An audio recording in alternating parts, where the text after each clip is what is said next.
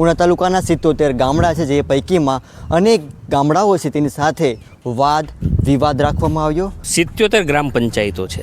77 ગ્રામ પંચાયતોમાંથી 35 ગામ એવા છે કે જેને 1 રૂપિયાની પણ ગ્રાન્ટ આ આયોજનમાં આપવામાં નથી આવી, સૂચનો હોવા છતાં પણ કે સરકાર દ્વારા જે 15% વિવેકાધીન યોજના હેઠળ જે સહાય આપવામાં આવે છે, જે ગ્રાન્ટ આપવામાં આવે છે, તેમાં ક્યાંક ને ક્યાંક ભેદભાવ રાખવામાં આવી રહ્યો છે। જે કોંગ્રેસના જીતેલા સદસ્યો છે એમના જે ગામો આવે છે ને એ ગામોને કદાચ એ ગામોમાં વિકાસની જરૂરિયાત ન હોય તેવું આ વિસ્તારના તાલુકા પંચાયતના પ્રમુખ અને ટીડીઓ સાહેબને એવું લાગતું હોય, એટલા માટે જ આ ગામડાઓને આ વિકાસથી વંચિત રાખવામાં આવે। છેલ્લે છતાં પણ રિઝલ્ટ પરિણામ નહીં મળે તો હાઈકોર્ટમાં પિટિશન દાખલ કરવા સુધીનું આયોજન અમે કર્યું છે। ખરેખર સવાલ તો એ જ રહેશે કે શું ઉનાના 77 ગામ પૈકી 42 ગામોને ગ્રાન્ટ આપવામાં આવી તો 35 ગામોમાં શું વીઆઈપી સુવિધા મળે છે? આજે પણ કેસરા જેવા અનેક ગામડાઓ છે જ્યાં ગટરની સુવિધા ખાડે ગઈ છે। સરકાર દ્વારા ઉના તાલુકાની દરેક તાલુકાની અંદર 15% વિવેકાધીન સહાય છે તે આપવામાં આવતી હોય છે દરેક ગામડાઓનો વિકાસ થાય તે માટે, પરંતુ વાત કરવી છે ઉના તાલુકાની। ઉના તાલુકાના 77 ગામડા છે, જે પૈકીમાં અનેક ગામડાઓ છે તેની સાથે વાદ વિવાદ રાખવામાં આવ્યો। એ 15% વિવેકાધીન યોજના છે, સહાય છે, તેનાથી વંચિત રાખવામાં આવ્યો અને આજે એ ગામડાઓ વિકાસથી વંચિત છે। અહીંયા જિલ્લા પંચાયતના સદસ્યના પ્રતિનિધિ સાથે વાત કરશું। ભરતભાઈ, તમે સરકારશ્રીની રજૂઆત કરી છે, શું કહેશો બાબતે? જે જિલ્લા કક્ષાનું આયોજન જે થાય છે, જિલ્લા આયોજન મંડળ, એમાં ખાસ કરીને દરેક તાલુકામાં દરેક ગામડાઓમાં વિકાસના કામ થાય હેતુ માટે દરેક તાલુકા પંચાયતમાં આયોજન સમિતિની રચના કરવામાં આવી હોય છે।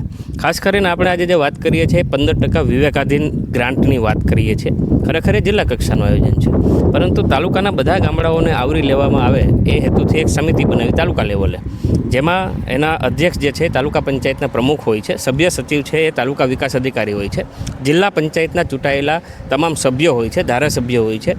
આની આખી એક સમિતિ બની હોય અને સમિતિની બેઠક બોલાવવામાં આવે નિયમ મુજબ, એના એજન્ડા હોય।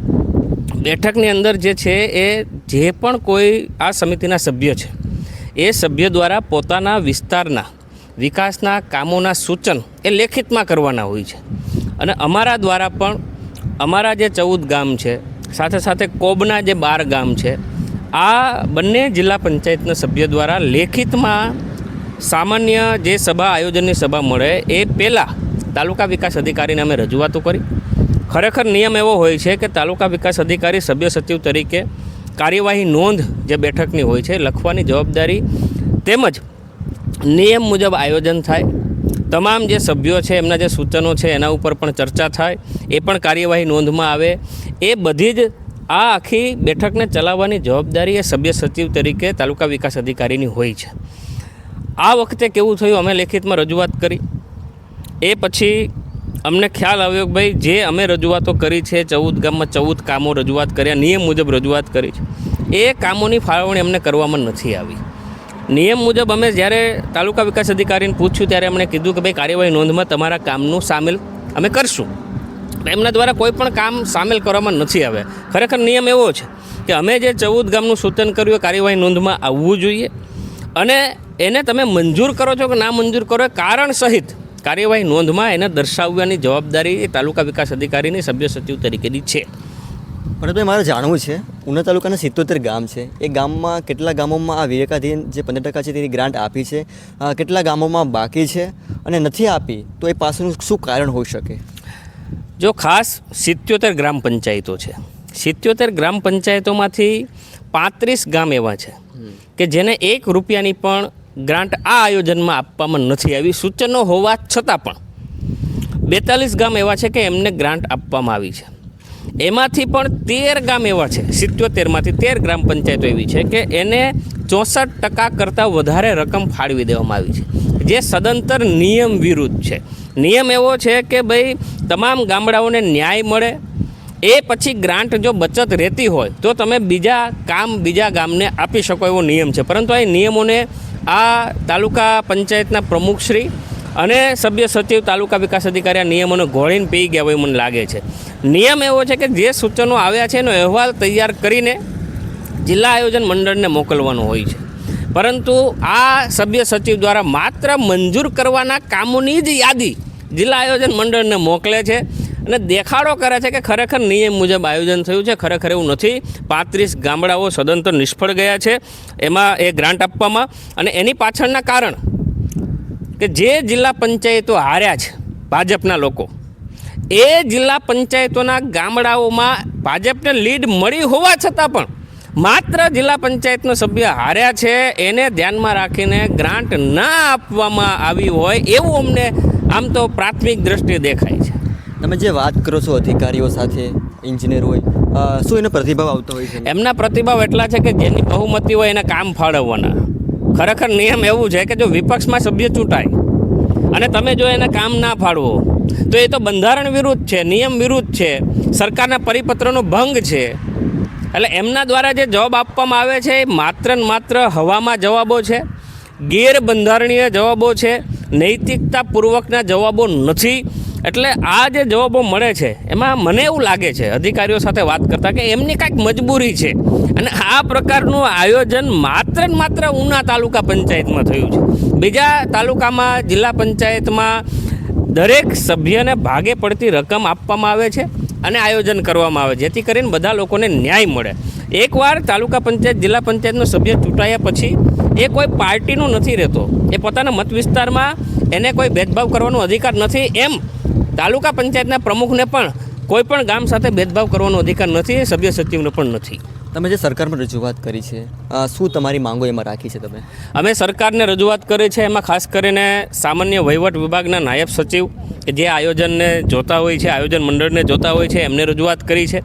સાથે સાથે ગીર સોમનાથ જિલ્લાના પ્રભારી મંત્રી શ્રી અને આપણા રાજ્ય કક્ષાના મંત્રીઓ પરસોત્તમભાઈ સોલંકીને પણ અમે રજૂઆત કરી છે. જિલ્લા કલેક્ટર, જિલ્લા આયોજન અધિકારી, જિલ્લા વિકાસ અધિકારી, પ્રાંત સાહેબ, પૂર્વ ધારાસભ્ય બધાને નકલ રવાના કરી છે.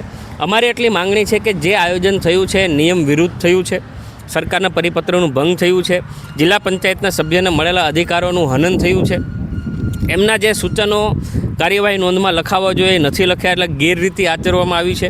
એટલે આ જે આયોજન થયું છે એને તત્કાલ ધોરણે આયોજનને રદ કરવામાં આવે અને ફરીથી નિયમપૂર્વક, નિયમબદ્ધ રીતે ફરીથી આયોજનની બેઠક બોલાવવામાં આવે અને ફરીથી આયોજન કરવામાં આવે એવી અમારી માંગણી છે. તમે જે માંગણી મૂકી છે, તમે જે પત્ર લખો છો, જો એની સમસ્યાનું નિરાકરણ નહીં આવે તો આવનારા સમયમાં શું તમે કરવાના?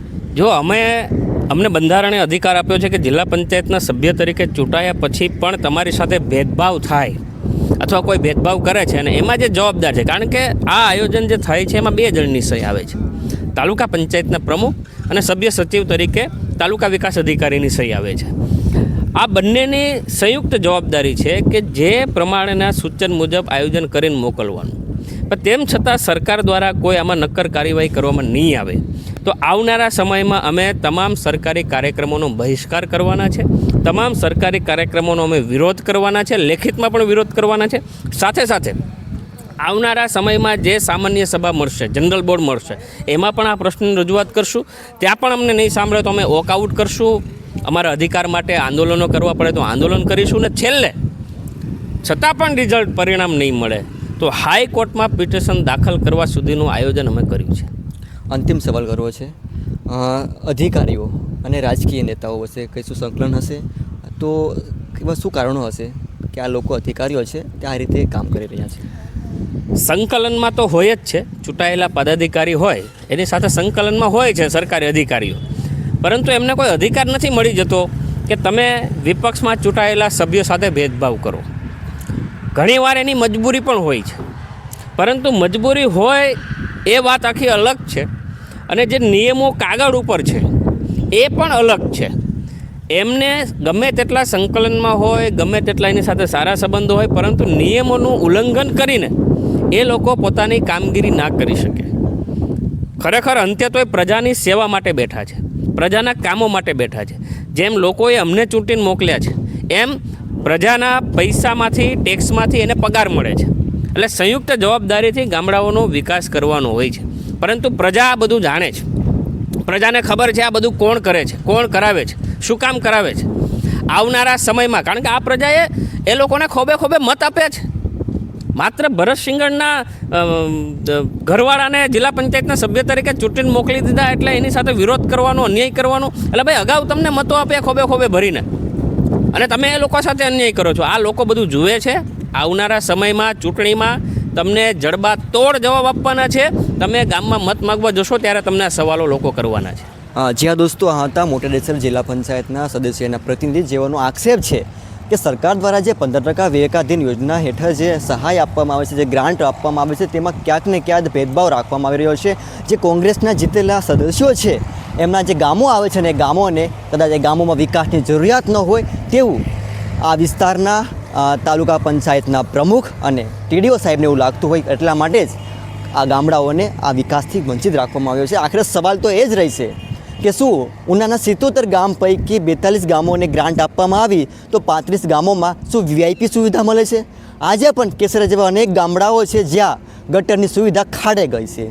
પરંતુ હવે જોવાનું બાકી રહ્યું કે ટીડીઓ સાહેબ છે તે ક્યાં પગલાં ભરશે, અને ટીડીઓ સાહેબ છે અને આ તાલુકા પંચાયતના પ્રમુખ છે તે શું આ 15% વિવેકાધીન જે યોજના છે તેનું જે લિસ્ટ થઈ ગયું છે તેને શું રદ કરી નવેસરથી આયોજન કરશે કે નહીં, તે હવે જોવાનું બાકી રહ્યું.